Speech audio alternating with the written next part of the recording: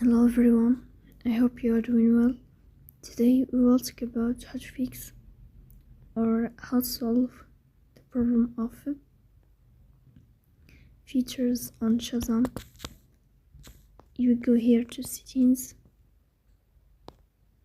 In this page we click on apps, default apps, app settings.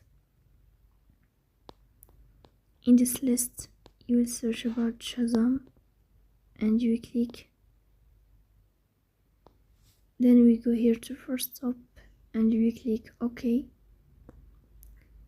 Then we'll enter to storage. Here you will click on clear cache. In the end you will turn off your phone and you will wait a moment to restart your phone again to fix that problem. So please don't forget to support us by like and subscribe.